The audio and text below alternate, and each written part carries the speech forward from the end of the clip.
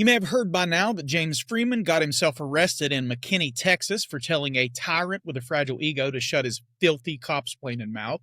And if you've followed some of James's struggles over the past few months, you might start to wonder if he's got a kink for being roughed up by uniformed thugs acting under the color of law. While I don't have any insight into what turns James's crank as it relates to that, I do know this. The demand that his attorney sent to the powers that be in McKinney, Texas in exchange for not filing a lawsuit was nothing short of brilliant. Let's talk about it.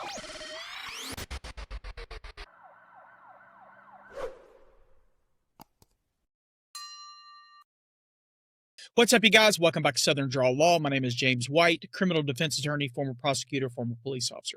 All right, admittedly, the main reason I wanted to talk about this case is because I think James's attorney was genuinely creative in how he handled it. The attorney's name is Brandon Grable. He runs the YouTube channel Clearly Established. I've never talked to him, but I do think you guys will enjoy his content going forward, so go check him out and give him a like and a subscribe.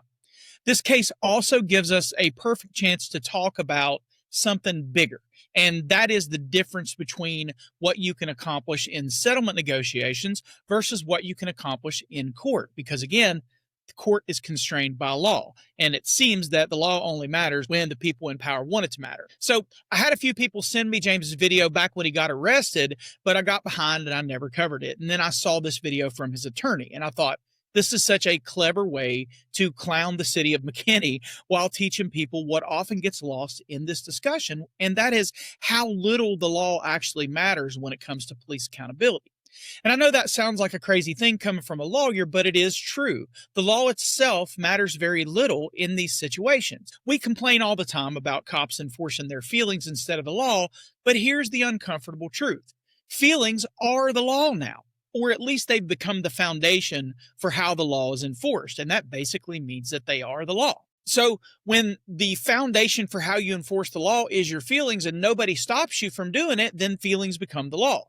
And it's obvious to anyone with a set of eyes that James's arrest was illegal. And we're going to walk through James's video and the various Fourth Amendment rights violated in the process of having his First Amendment rights violated. But first, I have to tell you about the sponsor of today's video. We spend a lot of time on this channel talking about the Fourth Amendment, but have you ever stopped to think about what it's really about? The answer is obviously privacy and security. After all, rights don't mean much if we don't take responsibility for protecting them. In fact, courts will often ask how much effort we made to guard our privacy before they decide whether it was violated. They figure if it doesn't matter to us, why should it matter to anyone else? In fact, did you know that one of the most famous Fourth Amendment cases in our country's history involved a guy just trying to have a private conversation about criminal activity inside a phone booth? Today, we don't use many phone booths, but we do use cell phones. Everyone has them, but these phones are more than just phones. They're tiny computers that store much more information about us than most of us realize. So when you're online and without a secure internet connection, it's basically like having every conversation that you have with anyone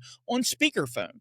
And if you're like me and your mission is to increase the level of government accountability in this country, you may be vulnerable to having the research you conduct to make that happen weaponized against you. And that's why I trust the sponsor of today's video, Private Internet Access, to keep my data private, especially when I'm using my phone for more than just phone calls. Private Internet Access is the world's most transparent VPN provider with over 30 million downloads. They never record or store user data, and their no logs policy has been proven multiple times in court and even by a third-party audit from Deloitte. Private Internet Access also hides your IP address and encrypts your internet connection. This way, it shields your digital life from the eyes of your internet service provider, network administrators, and government censors who might be motivated to look. And the icing on the cake is that this service comes with loads of entertainment benefits. This VPN works with all major streaming services, so you can access more content than ever before and do it anywhere in the world. You want to watch something only available in certain countries, or better yet, something blocked by the powers that be in your country? No problem. They'll never even know where you are. Plus, it's one of the few VPNs that support P2P file sharing. Even more good news, this service is available for all platforms: Windows, Mac OS, Android, Linux, iOS, and many more. And you can use just one private internet access subscription to protect an unlimited amount of devices at the same time. Signing up is super easy and risk-free. There's even a 30-day money-back guarantee and 24/7 customer support. Right now, Private Internet Access is offering my audience an incredible deal. 83% off regular price, plus 4 months free. So go to piavpn.com/SDL to get started. Hi there, McKinney, Texas. I'm attorney Brandon Grable. And if you don't know me, I represent James Springer. He also goes by James Freeman. And I'm actually making this video today, so I'm glad you could join me, because you owe him in 30 days $98,863.70. Or we'll see you in federal court. Why? Well, you know that. Your police arrested him for telling an officer to shut up. Held him for 8 hours, never filed charges, and then coerced him into surrendering his constitutional rights to get his property back.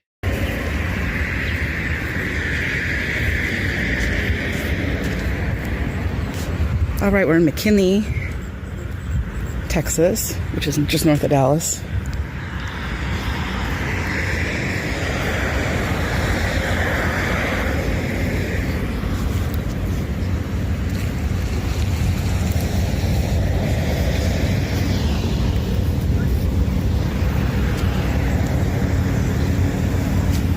Do this? Can I help you? No. Okay, can you just hang out right over there for me, please? Okay. Safety reasons, like my law, you have to give me some space. I know. Go and do your thing. Space. Yeah. Yep.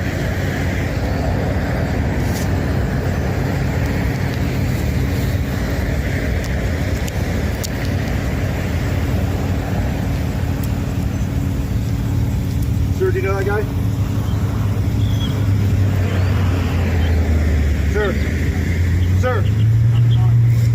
Sir. I need you to stand back. Sir, you can give me the black shirt. Unless you want to go to jail for being an officer, please stand back over there. You're more than welcome to film. What? You're more than welcome to film, but you have to give me space to work. Yeah, For safety reasons, no, you're like super close. So just go over there. I'm not walking. Shut up.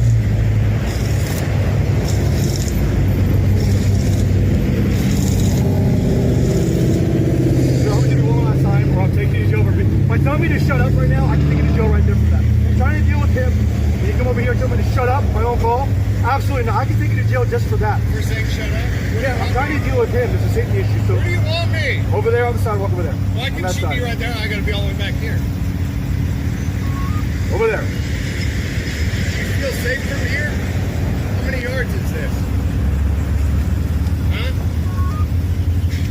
No wonder people hurt you. Ouch.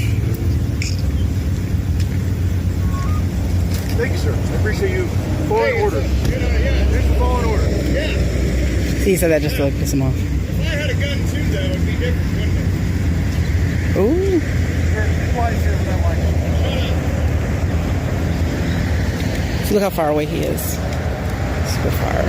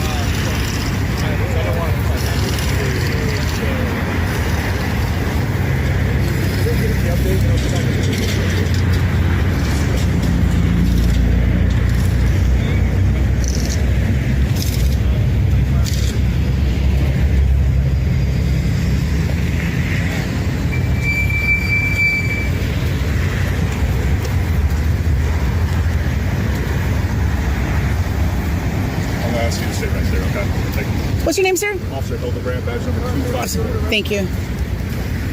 Officer Hildebrand. Hey, hey guys. All right,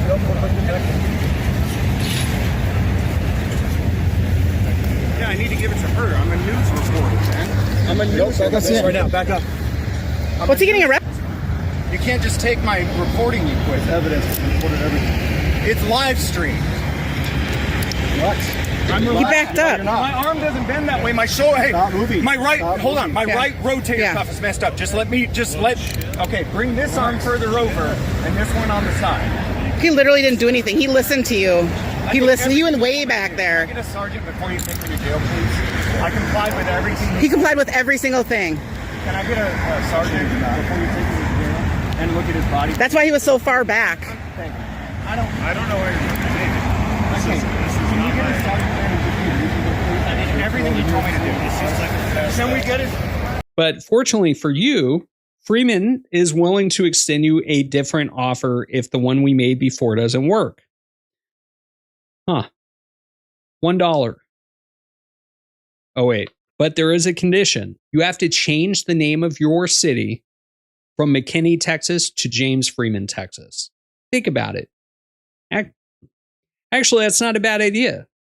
For just $1, you could resolve this dispute. No lawsuit, no federal court, no discovery, no depositions where your officers explain under oath why they arrested someone for hurt feelings. Just $1 and a name change. That's it. And every time someone drives through your city, they'll see the sign. Welcome to James Freeman, Texas. Every time someone searches for your city online, James Freeman, Texas. Every time your officers put on their uniforms, James Freeman Police Department. Aha, I see what he was doing here. It's poetic, really. You tried to silence James. You arrested him for criticism. You retaliated against him for exercising his First Amendment rights. Now his name can be on your city forever for $1. Now, obviously, you're not going to take that offer. I know that. You know that. I'm sure James knows that. But here's why he's probably making it. Because this isn't about money. It's about principle. You cannot arrest people for criticizing you. You cannot retaliate against journalists for recording you. You cannot hold people's property hostage to coerce away their constitutional rights. And when you do these things, there have to be consequences. So no, I don't expect you to actually rename your city, but I want everyone watching this to understand what you did. You didn't arrest James Freeman because he broke the law. No. You arrested him because he hurt an officer's ego. So McKinney, in closing, you picked the wrong person to retaliate against. As James's attorney highlighted, Officer Dipshit here managed to violate both James's rights and the rights of the driver he stopped. Why? Well, because he intentionally extended the traffic stop beyond its lawful scope and decided to gather his feelings about James before he issued the citation to the driver, and that's a violation of Rodriguez.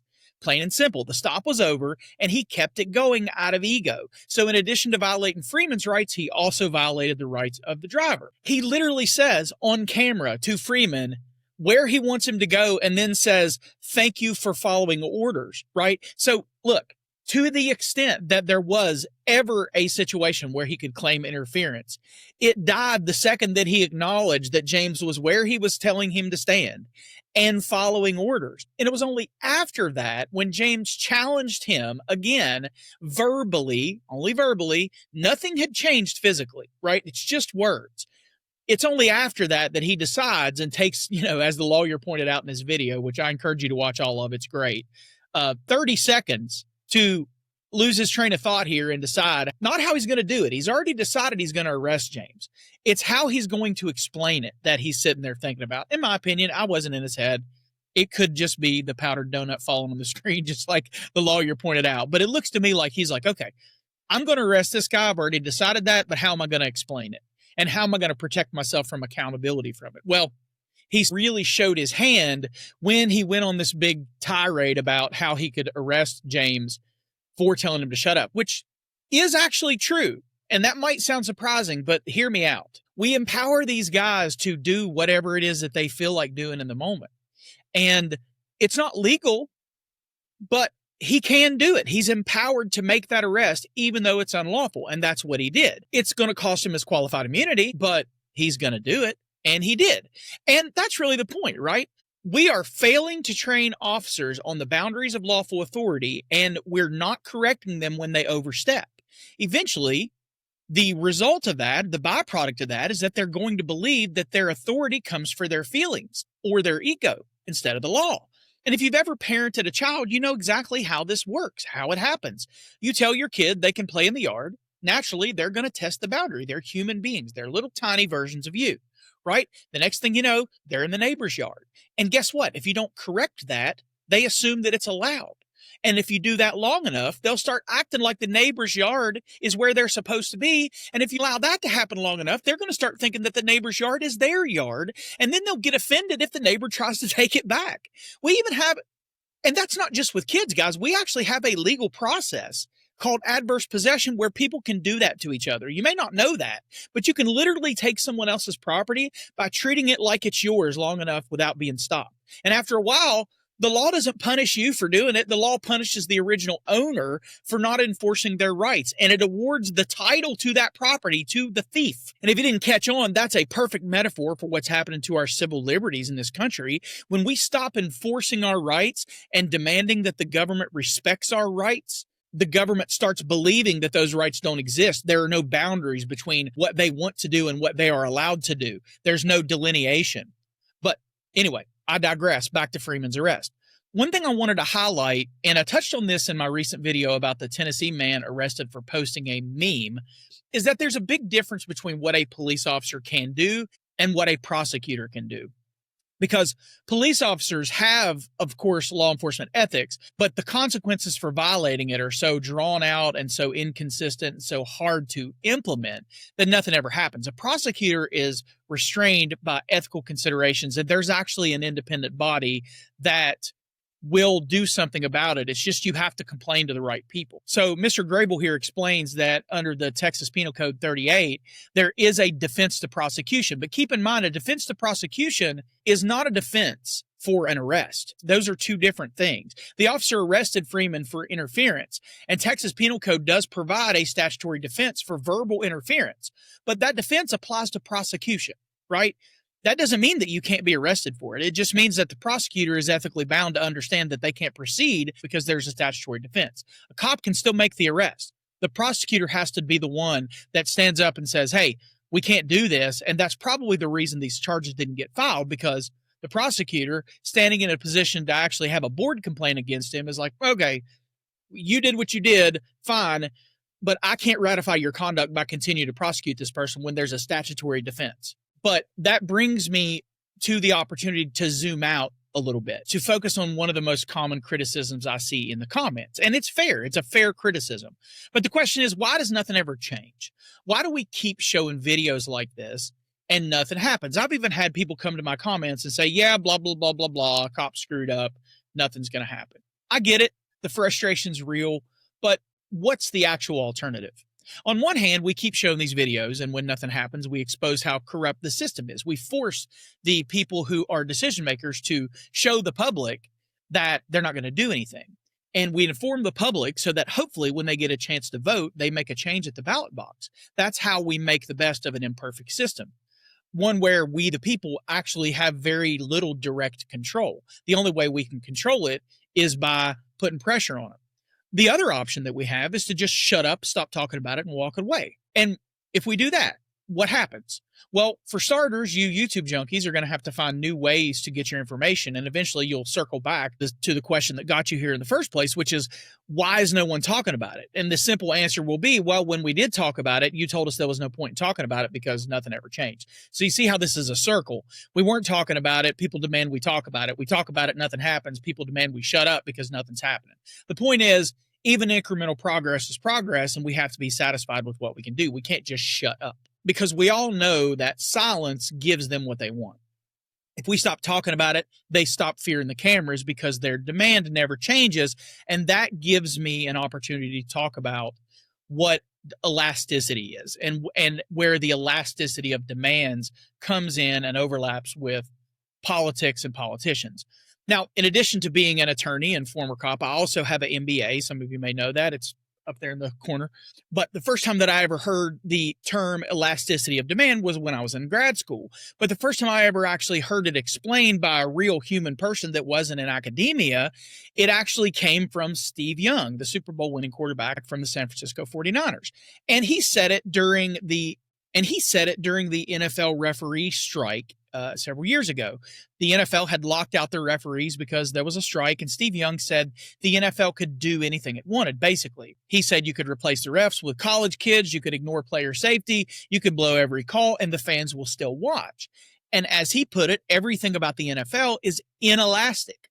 Now, what he meant was simple. No matter how bad the product got, no matter how ridiculous the officiating became, people still filled the seats and tuned in on Sunday to watch the NFL. The league had no reason to change because demand never changed. That's elasticity, right? Stretchiness. If the demand goes down because something bad happened, that's elasticity of demand. And he was right at the top, but that changed a couple years later. And what was the catalyst for the change? It changed when politics were forced to collide with football. And when Colin Kaepernick took a knee, fans finally did turn off the TV. That was the moment that the NFL learned what elasticity really feels like when public sentiment starts to bend the curve. Now, the last thing I want to do is inflame passions by talking about the merits of Colin Kaepernick. I'm just drawing your attention to the concept of elasticity of demand and how one thing can be the catalyst for future change. Now, what does that have to do with James Freeman or a demand letter asking to rename a town James Freeman, Texas? It has everything to do with it. Because what you may not realize is that government works exactly the same way. As long as people stay quiet, public demand for accountability stays inelastic. Officials can abuse power, they can overreach, they can violate rights, and literally nothing changes because nothing costs them, nothing threatens their power. But the minute that people start talking, organizing, and shining a light on the abuse, demand becomes elastic, or at least in their minds, they think it's going to be elastic. And that causes the political price to go up because it might finally threaten to cost them something to keep ignoring us. And that's when things start to change. In closing, that's what James Freeman's demand letter was really about. The $98,000 figure doesn't make sense in a courtroom. There's no way to calculate damages. You have to be able to create a nexus between that amount of money or that amount of damages that you actually lost or you were deprived of as a result of the actions of this police officer or the municipality. And in a courtroom, it would never fly. You'd never get, 1/365th of the police department's budget for the whole year simply because you took 8 hours of liberty from somebody. It would never fly. But in settlement negotiations, you can accomplish about anything. And Mr. Grable knows that, but it's a signal. He's saying if you want to play games with liberty, we're going to make it expensive and we're going to make you look stupid in the process. It's the same reason the Sonia Massey family got a $10 million settlement out of that shooting in Springfield, Illinois. You've seen time and time again how certain cities, especially in the South where I live, show the world how little life is valued compared to the affection they have for law enforcement. Do you guys really believe a jury, even in Illinois, would have awarded the Massey family $10 million? I don't. I mean, I think it's possible, but I don't think that would have happened. I don't think they would have gotten $10 million for that case. They didn't get that case because the city thought it was the right thing to do either. Look at Oklahoma City and the Vu family. They haven't gotten any sort of a settlement offer. As far as I know, they certainly haven't gotten a $10 million settlement because Oklahoma loves its cops. The Massey family got that settlement because Benjamin Crump is the most effective hype man in the game. That's the fact. They got it because of the elasticity of demand. Public awareness made silence more expensive than justice. Right? That's how reform happens. You don't get change from power until power feels threatened, not by violence, but by awareness, exposure, and fatigue. So you want action? You got to make demand elastic. You got to make them feel the threat to their power. That's the only way you get change.